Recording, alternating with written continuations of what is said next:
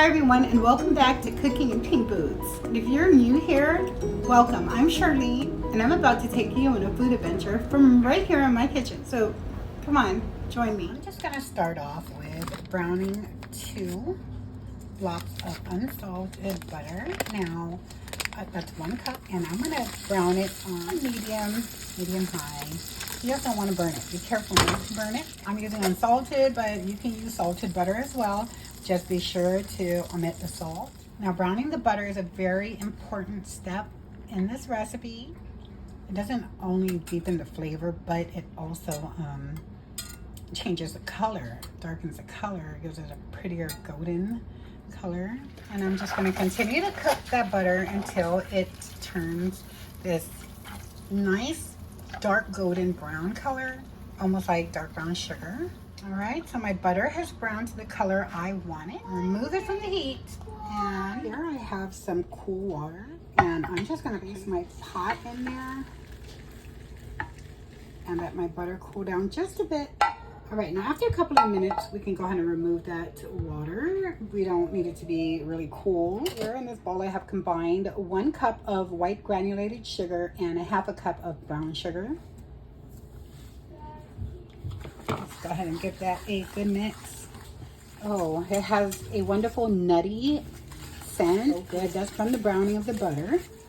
The warmth of the butter will also help break down the sugar.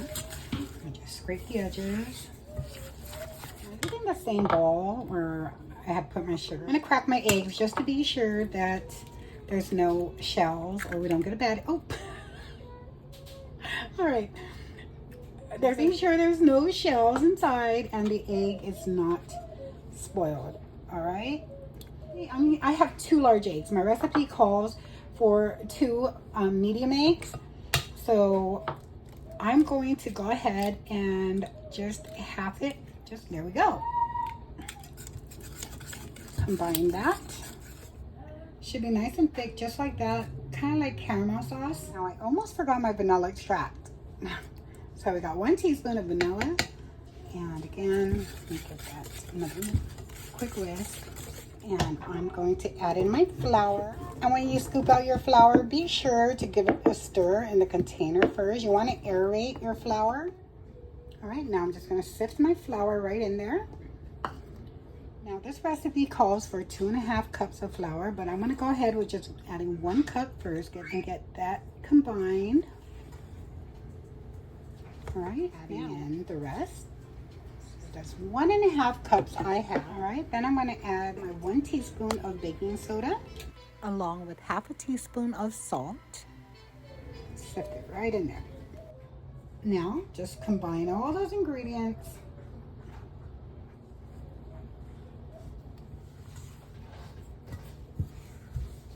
And now that all that is combined, your dough is going to be a little bit harder to mix.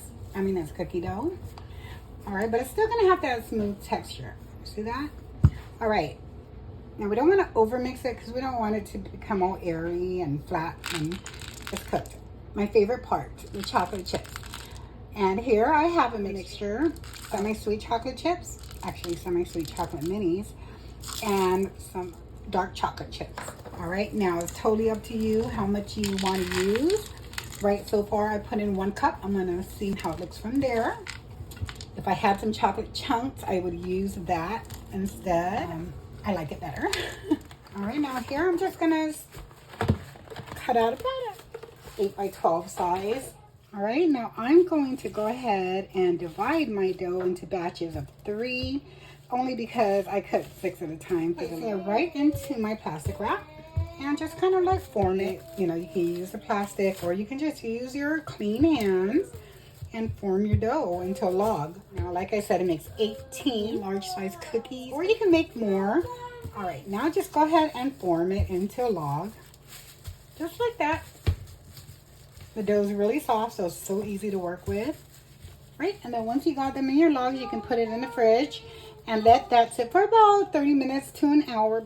Now, if you keep it overnight in the fridge, it's going to be pretty hard. So you're going to want it to sit on the countertop for about 30 minutes to an hour just to make it easier for you to cut.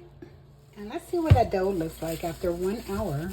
in the fridge. And there we go. It's nice and firm. I'm gonna go ahead and cut out my cookies. I'm not gonna make it in perfect circles. I'm just gonna leave it like that. It's so much easier to cut too. My cookies are gonna be pretty large, so I wanna give it some space. All right, I got all my cookies all set and ready to go into the oven for about 12 to 14 minutes. We'll see. Just place them on the cooling rack and we are about to give them a try. Here we go. Let's take a look at that. Look at the bottom. Oh my goodness. I'm so excited to try this. Oh, look at that. You see that? Are you getting a good view of that? These are the perfect cookies, guys.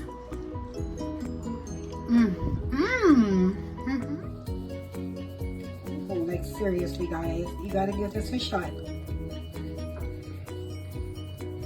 So good.